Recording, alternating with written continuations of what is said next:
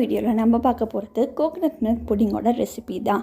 2 tumbler தேங்காய் துருவலை எடுத்து வச்சுக்கோங்க. அது கூட ஒரு ஏலக்காய் ஆட் பண்ணி கிரைண்ட் பண்ணி திக்கான தேங்காய் பாலாக எடுத்து வச்சுக்கோங்க. ஒரு பேனில் தேங்காய் பாலை ஆட் பண்ணிக்கோங்க. 1/2 டம்ளர் சர்க்கரையை இந்த தேங்காய் பாலில் சேர்த்துக்கோங்க.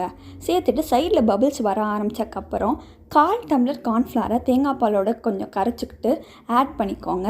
2 மினிட்ஸ் வெயிட் பண்ணிங்கன்னா இப்படி திக்காக வரும். திக்காக வந்தக்கப்புறம் அதை ஒரு பவுலில் ட்ரான்ஸ்ஃபர் பண்ணிவிட்டு ஆற விட்டுட்டு 2 ஹார்ஸ் ரெஃப்ரிஜரேட் பண்ணி எடுத்து இப்படி தட்டி நீங்கள் கவுத்தை எடுத்திங்கன்னா உங்களுக்கு கோகனட் மில்க் புடிங் வரும். இதில் முக்கியமான விஷயம் என்னென்னா ரேஷியோ தான். 2 டம்ளர் தேங்காய் துருவலுக்கு 1/2 டம்ளர் சர்க்கரையும் 1/4 டம்ளர் கார்ன்ஃப்ளவர் யூஸ் பண்ணிங்கன்னா தான் உங்களுக்கு ஒழுங்காக வரும். நிறைய பேருக்கு நீங்கள் பண்ண போகிறீங்கன்னா அதோட ரேஷியோவை நீங்கள் டபுள் பண்ணி கூட யூஸ் பண்ணிக்கலாம். பண்ணி பார்த்துட்டு எப்படி இருக்குன்னு சொல்லுங்கள்.